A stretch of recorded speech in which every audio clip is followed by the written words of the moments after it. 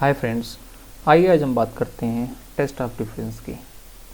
Test of difference में basically हम तीन टाइप के टेस्ट की बात करते हैं। एक होता है जेड टेस्ट, दूसरा है टी टेस्ट और तीसरा है वन वे अनोवा की। तो कब किसका कहाँ यूज़ करते हैं ये आज हम बात करने वाले हैं। ठीक है, जेड टेस्ट और टी टेस्ट एक जैसे नज़र आएंगे आपको, कुछ मेजर अगर डिफरेंसेस को छोड़ दें तो।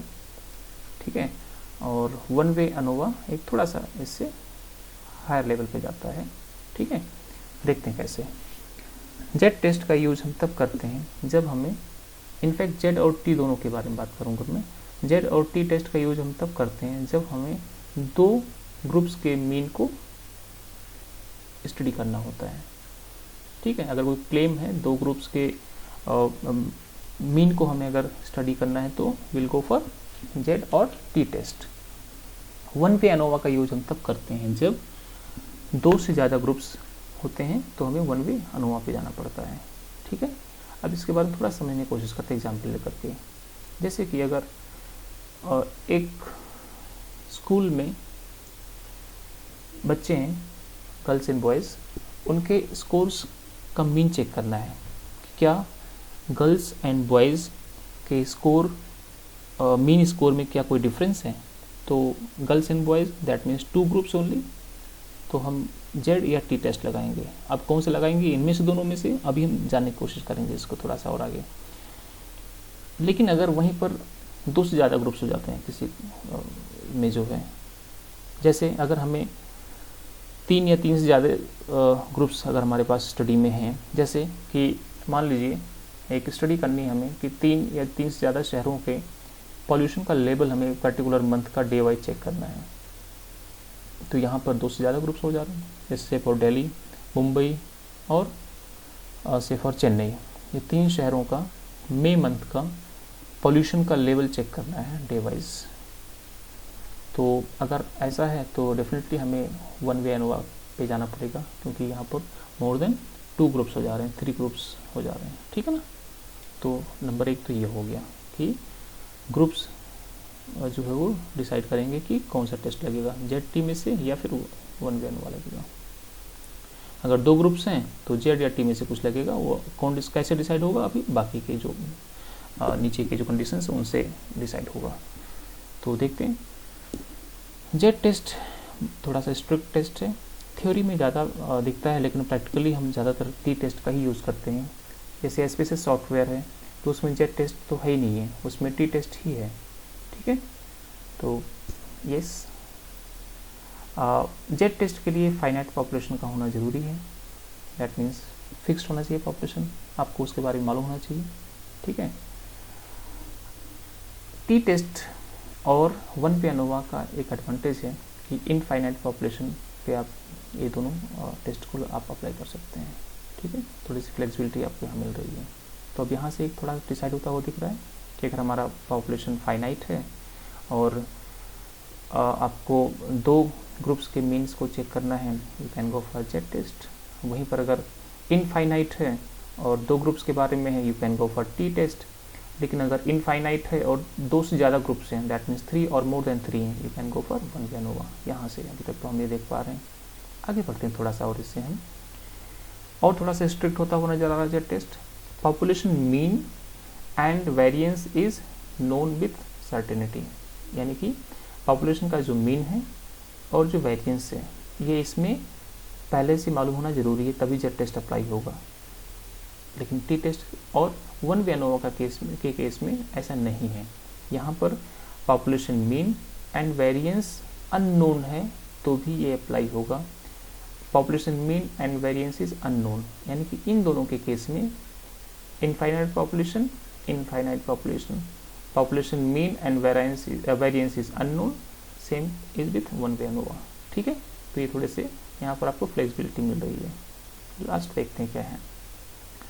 Z test basically large sample पे यूज होता है। ठीक है, sample is large and its variance is same as population variance. और यहाँ पर देखते हैं क्या है, sample is small as compare to population size, sample is small as compare to population size.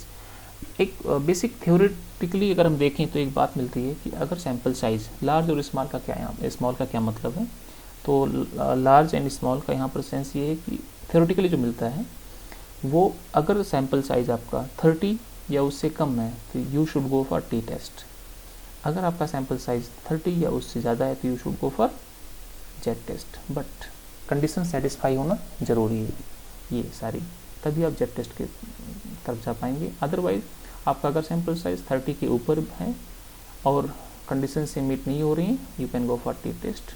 ठीक है, और ज़्यादातर हम प्रैक्टिकली अगर रिसर्च पेपर्स की तरफ देखें या तो वहाँ पर आपको ज़्यादातर टी टेस्ट ही लगता हुआ नजर आएगा। मैंने पहले बताया कि स्पेसिफिक सॉफ्टवेयर्स में तो जेड टेस्ट है ही नहीं। ठीक है, अगर कंज्यूमर का आपको स्टडी करना है तो आपको तो टी टेस्ट पे जाना पड़ेगा, क्योंकि जेड टेस्ट में तो आपको मिल ही नहीं पाएंगी सारी चीज़ें। पॉपुलेशन वेरिएंस और मीन कहाँ मिल पाएगा आपको। अगर हम ये बोलें कि लास्ट मंथ कितने मोबाइल फ़ोन बिके हैं, तो ये तो बहुत मुश्किल हो पाएगा जान पाना। ठीक है, अगर ये जान नहीं पाएंगे आप, आपके पास इन्फॉर्मेशन नहीं होगी अगर इस बात की, तो you won't be able to apply Z test. In that case you have to go for T test only. ठीक है, आइए जानने की कोशिश करते हैं इसको और थोड़ा आगे। तो अगर हम इसमें देखें तो पर्पस क्या है लगाने का, तो बेसिकली टी टेस्ट 3 टाइप का होता है। हाँ, और ये तीनों टाइप कुछ पर्पस को सॉल्व करते हुए नजर आएंगे आपको। तो अगर आपको to test the difference between sample mean and population mean, अगर आपके पास में जो है पॉपुलेशन मीन गिवन है, ठीक है, और आपको टेस्ट करना है, तो सैंपल ले करके आप टेस्ट कर सकते हैं।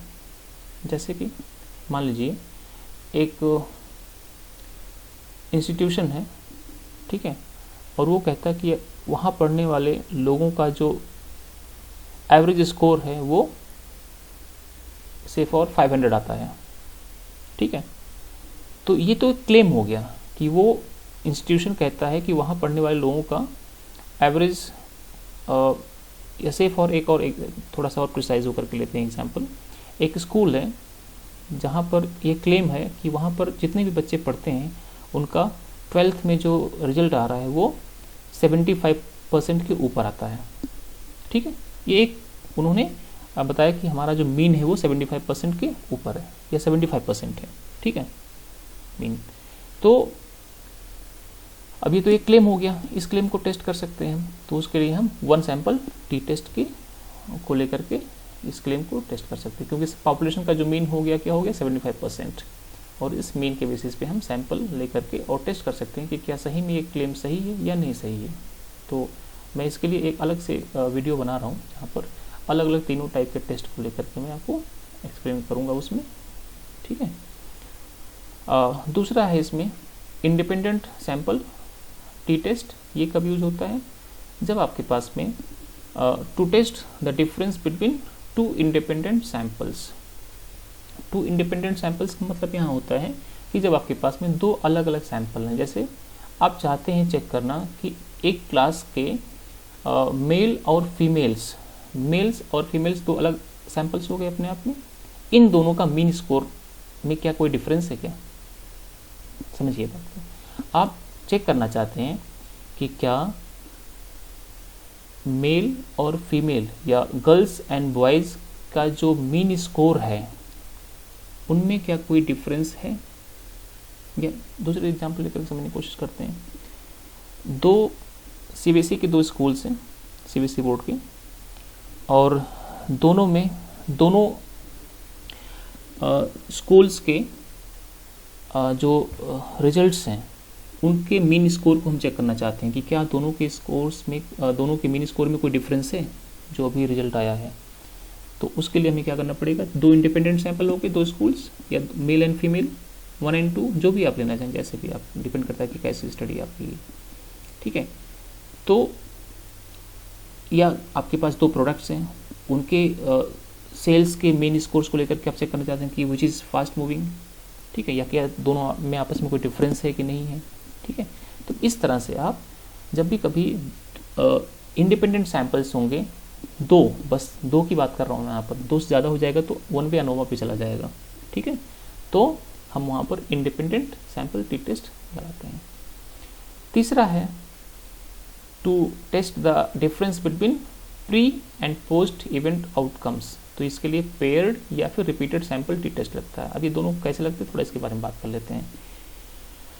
पेयर्ड लगता है जब आप कभी दो चीज़ें लेते हैं एक साथ में और दोनों के मीन डिफरेंस को चेक करने की कोशिश करते हैं, तो वहाँ पर आप पेयर्ड सैंपल टी टेस्ट लगाते हैं, ठीक है ना। और रिपीटेड लगाते हैं आप जब आप एक ही सैंपल को दो अलग अलग बार जो है ले करके जैसे प्री एंड पोस्ट के फॉर्म में चेक करते हैं कि आपने मेडिसिन देने के पहले का क्या था, मेडिसिन देने के बाद के क्या आउटकम्स हुए। तो इस केस में हम क्या करते हैं, रिपीटेड सैंपल टी टेस्ट लगाते हैं, ठीक है। तो ये एक बेसिक टी टेस्ट फैमिली के 3 टाइप के टेस्ट हैं यहाँ पर, one sample T test, independent sample T test and paired और रिपीटेड सैंपल टी टेस्ट, ठीक है। आगे बढ़ते हैं इसमें थोड़ा सा और।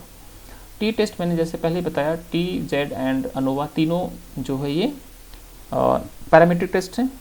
और पैरामीट्रिक टेस्ट की एक खास बात होती है नॉर्मेलिटी।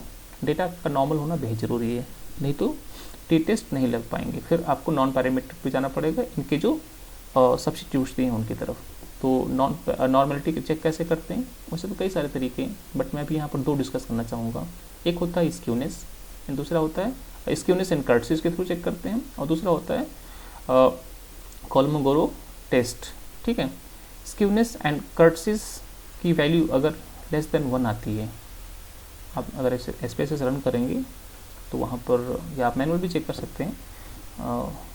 तो अगर SPSS में अगर आप चेक करते हैं और आपको, जो कि बड़ा आसान होता है, एक सिंगल क्लिक में आ जाता है, स्क्यूनेस एंड कर्टसीज की वैल्यू अगर लेस देन 1 आती है, दैट मीन्स डेटा आपका नॉर्मल है। दूसरा है कोलमोगोरो टेस्ट। अगर आपकी P value should be more than 0.05, अगर ये दोनों कंडीशन सेटिस्फाई होती हैं तो that means your data is normally distributed. तो आप टी टेस्ट, जेड और अनोवा की तरफ जा सकते हैं। यानी कि इन टेस्ट की तरफ जाने के पहले आपको पहले नॉर्मलिटी डेटा का चेक करना जरूरी है, ठीक है। नहीं अगर नॉर्मलिटी चेक हो, अगर वायलेट हो रही नॉर्मलिटी, देन आपको इनके जो नॉन पैरामीट्रिक सब्स्टिट्यूट्स हैं आपको उनकी तरफ जाना पड़ेगा, ठीक है। नेक्स्ट इसी में है how to check homogeneity of variance. Homogeneity का मतलब होता है, अगर मान लीजिए कि 2 ग्रुप्स हैं, अगर टी टेस्ट के केस में अगर देखें तो क्या दोनों ग्रुप्स की जो होमोजेनिटी है वो इक्वल है कि नहीं है, ठीक है। तो इसके चेक करने का तरीका होता है लीवेंस टेस्ट है। जब हम अभी टी टेस्ट का नेक्स्ट जो वीडियो बनाऊंगा मैं, उसमें आपको जब मैं इंडिपेंडेंट सैंपल टी टेस्ट लगाऊंगा तो वहाँ आपको दिख जाएगा कि क्या दोनों ग्रुप्स के में जो वेरिएंस है वो सेम है या नहीं सेम है, ठीक है। तो उसको चेक करने का तरीका होता है लीवेंस टेस्ट लगा करके हम चेक करने की कोशिश करते हैं। और इसकी वैल्यू क्या आनी चाहिए, इसकी वैल्यू, इसकी जो पी वैल्यू है, ठीक है ना, इसकी जो पी वैल्यू है वो मोर देन 0.05 आनी चाहिए, तो ही हम कह सकते हैं कि होमोजेनिटी जो है वो कंडीशन सेटिस्फाई हो रही है, ठीक है। तो ये कुछ बातें थी जो मैं आपसे डिस्कस करना चाह रहा था टी टेस्ट के बारे में या टेस्ट ऑफ डिफरेंस के बारे में। इन फैक्ट आई होप आपको ये वीडियो पसंद आए। Thank you so much.